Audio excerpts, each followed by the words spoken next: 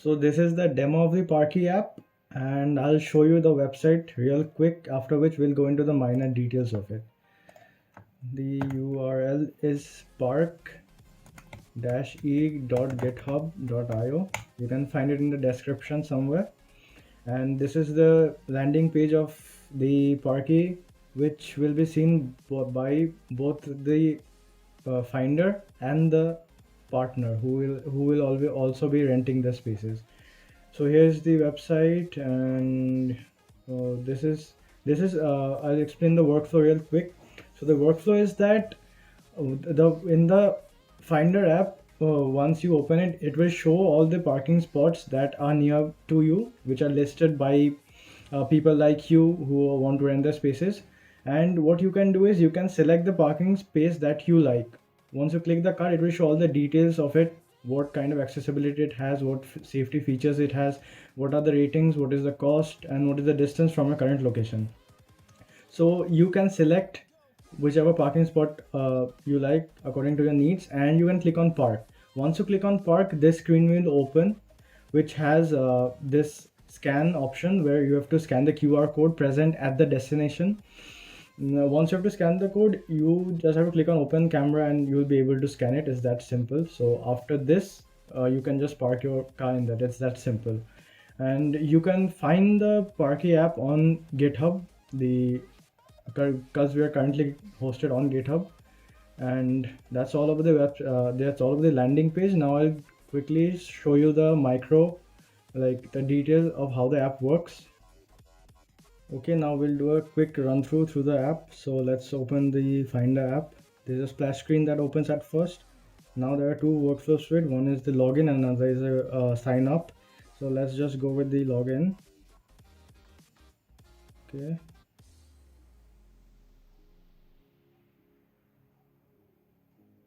All right, so since this was already present in the database, we went through the login flow. Now the first thing we need to do is we need to add a vehicle. So let's just go on and add a vehicle. Just a random number plate, the name of the vehicle. Just click on add and it gets added to the database. Now we can park our vehicle. We just click on the vehicle. It opens this map, and it opens the places that are in front of us where we can park our vehicle. Now we can select from all this where we want to park our vehicle. So we just double click on whichever we want to park in. We can see all the pictures and the ratings and reviews, which is supposed to be here, but it's not there because we haven't added that to a database yet. And we can see the distance of it from our current location, the ratings it has, and the price over here. According to that, we can suit our needs and park wherever we want. So we just click on park, and this screen opens where once on reaching the spot, we can open our camera and scan the QR code in order to gain access to the parking spot. So let's just do it quickly. So this is the camera that opens, and okay, now if you want to cancel the booking, we can just click on cancel and the booking gets cancelled. It's as easy as that. Now the other things that I want to mention is the manage cars part, where we can manage our cars. We can add vehicles, or we can delete the pre-existing vehicles, or we can edit them. Like we can edit, suppose this one, we can just save it and it gets saved in the database. We can just add the vehicle like we added the previous one, and we can just click on add and it gets added in the database. Now let's go on with the sign up flow. So we need to log out first. All right, now let's just go with any number. Okay.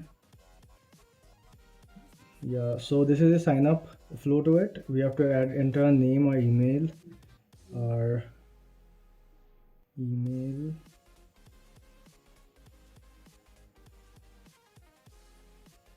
our date of birth, anything, and a password. And then we can do the rest of the thing as we did as before. We can add a vehicle, we can park and all that. So one added functionality we are working on right now is the pre-booking part, which is quite different from the previous one, which was only the booking part in real time. This is pre-booking. So we are almost at finishing it.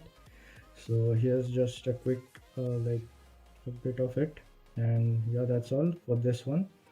Now let's move on to the partner app where we need to list our properties and everything. So here's the partner app. It's the same workflow as before. Let's just do it. Alright, so that is the property part of it. Now we can add a property over here by clicking on plus. We can add the name of the property. We can fill the address, whatever we want to.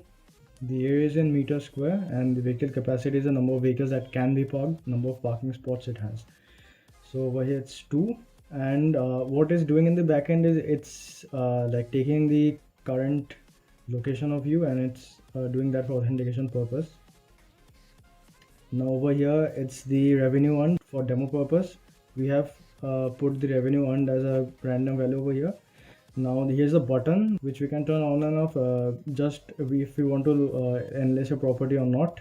And we can just move on to manage spaces, which is the same as the manage vehicles part, but over here it's with the property. Now we can add space, we can edit it, we can delete it. It's the same workflow as before, and that's the end of it. Now we can log out. We can the same workflow as before. There's a login, there's a sign in, same as before. So we have the website over here. If we click on park, let me just open it.